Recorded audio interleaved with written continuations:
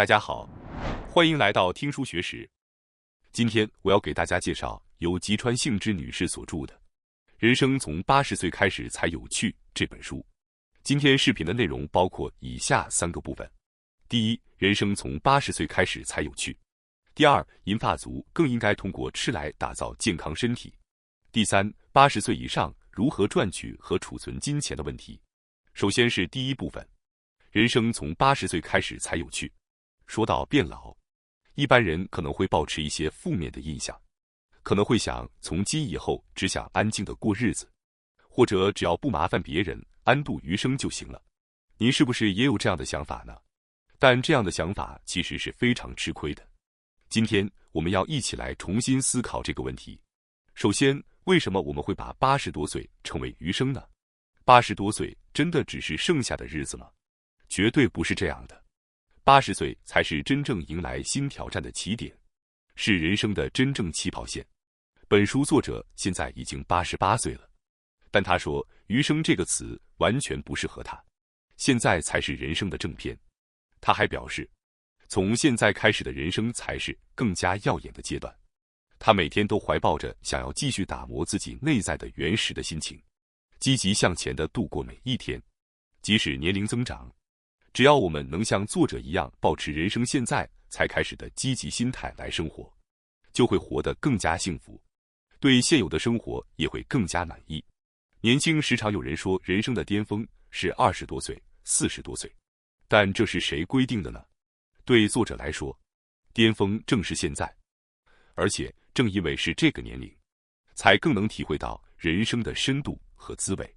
比如说，就像葡萄酒随着时间沉淀而愈发美味，人也随着年岁增长而愈发有魅力。事实上，有调查显示，人随着年龄的增长，幸福感也会提升。那是因为人们逐渐从各种束缚中解脱出来，变得更加自由。同时，随着经验值的积累，也就变得无所畏惧，逐渐成为一个更成熟、更有魅力的人。那么在这里，我们要介绍一个让80岁后的人生闪耀起来的重要思维方式，那就是把90岁当作人生的折返点来看待。人生100年时代这句话，如今我们已经耳熟能详。但当您真正迎来80岁的时候，你会怎么想呢？很多人可能会觉得人生已经快结束了。但真的如此吗？您打算活到几岁呢？100岁，还是90岁？如果把目标大胆地设为120岁，会怎么样？您可能会笑着说，开什么玩笑，不可能活到120岁吧。但关键并不在于是否真的能活到120岁，而在于怀着这样的心态去看未来，您每天的活法就会彻底改变。比如，您可以把80岁时的愿望或90岁时想实现的欲望等具体目标写在纸上，贴在墙上，或是记录在手账里。我希望你们能这样做，因为这些写下的愿望会成为指引日常行动的路标。各位有没有什么特别想实现的愿望呢？欲望才是推动人生前进的原动力，请一定要努力挖掘内心的欲望，并把它以看得见的形式写在纸上。前面我们一直在讲，要以积极的心态看待变老。80岁开始也能创造精彩的人生，但是也许你会想，话虽如此，但偶尔还是会突然被不安感袭击啊，各种担心在脑海中打转，情绪很容易变得低落。有这种想法的人一定也不少。确实，感到不安是很自然的事，但重要的是，我们如何看待这些不安，并把它转化为行动。作者在漫长的人生中学到的一个重要教训是，只要持续努力，人生总是会有出路的。这并不是一句空泛的安慰，只要您在自己力所能及的范围内不断努力，道路一定会打开。但如果放弃努力，一切都不会改变，幸福不会凭空降临。要想获得它，每天的准备和积累是不可或缺的。持续学习，增长知识，不论年龄都要保持成长，这一点非常重要。此外，还请您认真思考一件事，到底是什么东西能真正给予你安心感？首先，冷静思考一下，要想安心的生活下去，自己真正需要的是什么？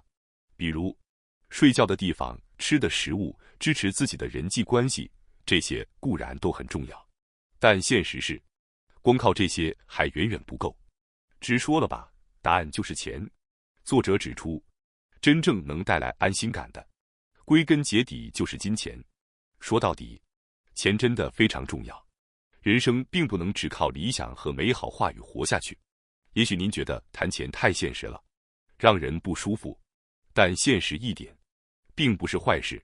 有了钱，就能为自己的生活带来安心感，也能获得追求理想生活的自由。而要获得金钱，就离不开工作。许多人可能会觉得，我有年金了，没必要再工作了。但只靠年金生活，往往在金钱方面会受到较大的限制。在这个人生100年时代，到了70、80岁还能继续工作的环境，是非常值得我们去思考的。工作并不一定要像年轻时那样拼命，也不必照原样重复过去的工作方式，只要能逐步获得一点收入，心里就会有余裕。这种心灵的余裕，会允许自己偶尔享受一点小确幸，比如和朋友吃顿好饭，去一次短途旅行。另外，通过工作，还可以维持与社会的联系。工作并不仅仅是赚钱，它还有更深的意义，那就是让我们感受到自我存在的价值。不过，无论是为了继续工作，还是为了享受人生，最重要的还是健康。一旦失去了健康，无论你有多少钱，都无法拥有真正的自由。为了维持健康，其实并不需要做什么特别的事，每天的小习惯才是关键所在。这两者是金钱和健康，只有当这两者具备时，年老后的生活才会变得极为丰富和有趣。有了钱，我们就能有余裕去挑战自己喜欢的事物，而健康则能为我们提供实现这些挑战的力量。珍视这两者，生活将会更加光彩照人。创造未来的掌握在自己手中，过得开心还是过得辛苦，最终都是由自己决定。偶尔感到不安或迷茫是很自然的，但克服它的方法也正是我们自己掌握的。珍惜金钱和健康，追求自己想做的事情，哪怕是迈出一点点小步，都是创造快乐人生的秘诀。人生可能会持续到100岁，甚至是120岁。在这漫长的生命中，能享受多少快乐的时光，全凭自己来决定。接下来是第二部分，银发族更应该通过吃来打造健康身体。随着年龄的增长，我们可能会发现食欲不像年轻时那样旺盛，或者容易满足。尽管我们知道要多吃才能维持体力，但可能会有很多人感到吃不下或者难以满足。这是因为随着年龄的增长，我们的饮食习惯也需要做出调整。在这一部分中，我将重点讲解如何处理老年人饮食的关键问题。饮食不仅是单纯的营养补充，也是享受生活的重要时刻。如何充实这一时光？我们一起来思考。饮食是健康的基础，尤其是随着年龄的增长，饮食的重要性愈加显现，特别是需要警惕能量不足的问题。年轻时，即使吃得少，身体也能自行调整，而随着年龄的增长，身体不再能够如此轻松应对。如果忽视饮食，体力就会下降，恢复也会变得困难，从而导致疾病和伤害。因此，作者一直保持的原则是尽量避免空腹状态。现在很多地方都流行空腹减肥，但对于老年人来说，空腹减肥并不适合。我们应该在饿之前补充营养，这样才能保持健康。忽视空腹的状态，相当于让身体进入亏损状态，就像公司避免赤字一样，我们的身体也应该努力保持健康的黑字状态。例如，如果今天不太想吃东西而跳过一餐，久而久之，体力会减弱，生命力下降，身体也会朝衰退的方向发展。因此，作者强调，保持生命力的关键就是要吃饭，不要等到饿得厉害再吃，应该定期补充营养，以避免身体进入赤字状态。尤其是要定期补充蛋白质，老年人容易缺乏蛋白质，而一次性摄入过多蛋白质并不能完全吸收，因此要分多次补充。每顿饭都应该加入富含蛋白质的食物，如鸡蛋、鱼类、肉类和豆类。此外，保持均衡的饮食尤为重要。无论是营养不足还是过多，都会对身体造成负担。因此，在日常饮食中，找到适合自己的量是至关重要的。作者特别实践的方式是常备蒸菜和水果，同时在外出时随身携带梅干或海苔，这样在小饿时就能随时补充营养，非常方便。作者将这种做法称为携带食物银行。如果一次吃不下太多，也建议将餐食分成多次，例如一天5到6餐，早上吃得轻一些，中午吃得较为丰盛，下午吃水果等，这样可以减少胃的负担，又能保证营养的摄取。另外，重要的是要享受吃饭的过程。饮食不仅仅是补充能量，它是生活的喜悦。品味自己喜欢的食物，感受到它们支撑着自己的生命，这样就能让用餐成为更特别的时刻。吃饭不仅是保护自己的生命，更是在为未来的健康打基础。因此，保持规律的饮食，避免空腹，做到均衡饮食，这些都对身体和心灵产生积极的影响。每个家庭都有自己独特的味道。也许您常常怀念早餐时不可缺少的蛋料理，或者是充满蔬菜的咖喱饭，餐桌上那碗热腾腾的味增汤，那些记忆中的味道，会不时浮现在您的脑海里，带来温暖和回忆。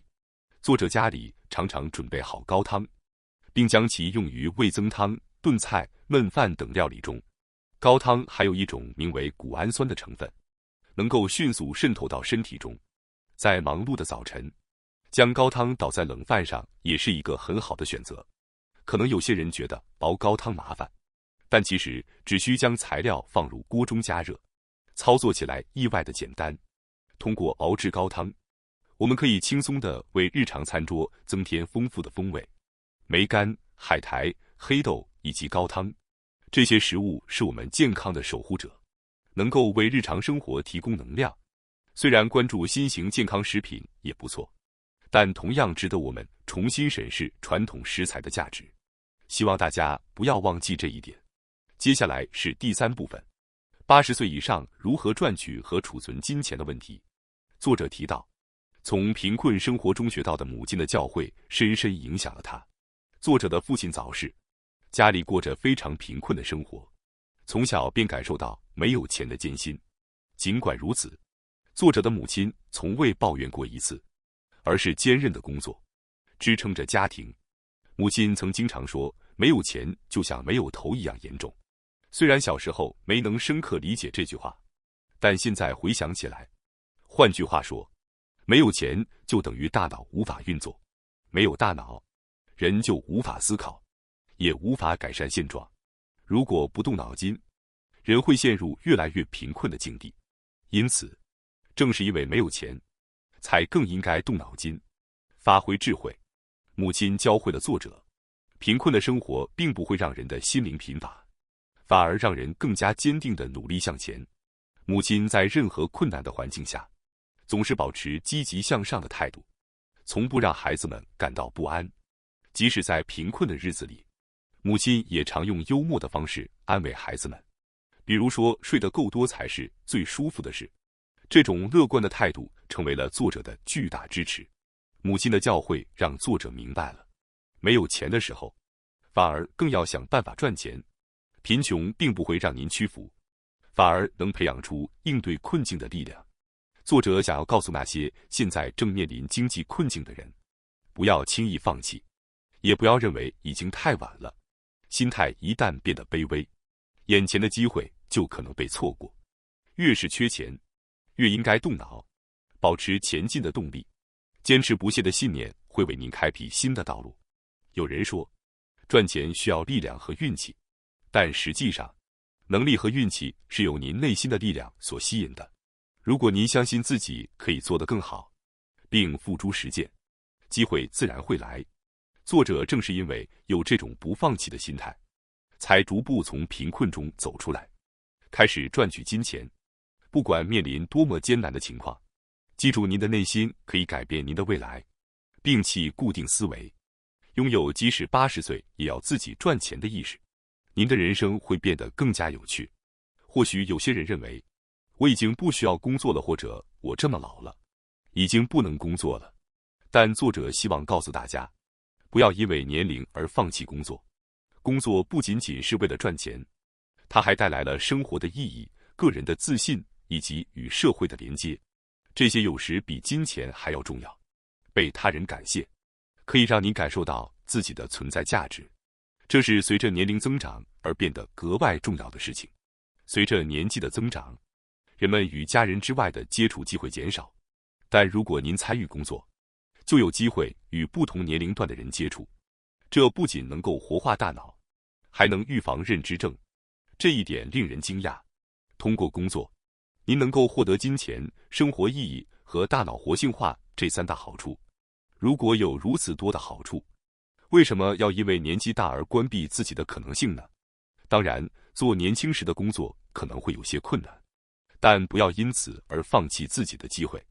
当人们听到赚钱时，很多人首先想到的是通过工作获得收入，但实际上，赚取金钱不仅仅是增加收入，减少支出的部分同样也是一种赚取。要想愉快地持续节约，关键在于小小的成功体验。当您动脑筋想办法节省开支，并且成功地实现了时，那种喜悦会成为您下次创新的动力。这样，当大脑逐渐转变为节约大脑时，节约就会自然而然地融入到日常生活中。例如，您可以利用超市傍晚的特价促销，或者比较多家店铺，选择价格更低的商品。此外，对于像厕纸这类日用品，不仅要看价格，还要仔细检查产品的容量和质量，这样可以做出更具性价比的选择。节约的关键是根据个人的节奏，轻松自然地进行，而不是强迫自己。尤其是对于食费，如果过度削减，反而会适得其反。重要的是根据您自己的调整收支，通过积累小小的成功生活计划来，逐渐感受到富足。节约不单单是忍耐，而是不断动脑筋的创新过程。您可以将节约当作一种简单的脑力锻炼，尝试以游戏的心态思考如何有效节约。如果您总是想着节约，可能会觉得有些厌烦，但如果把它当作一个动脑的游戏来做，你会发现节约变得更加有趣和轻松。在本书的最后，作者通过自己亲身经历的智慧与体悟，向我们传递了一个重要的信息：年龄增长并不意味着人生的终结，而是全新的开始。从80岁开始，人生依然可以充满色彩与挑战。只要我们保持积极的心态，持续追求健康与幸福，生活依然能够给我们带来无限可能。如果你喜欢我们分享的内容，记得点赞、订阅并开启小铃铛通知，第一时间获取我们的更新。在下次的节目中，我们将继续为大家分享更多有益的书籍。再次感谢大家的支持，我们下期再见。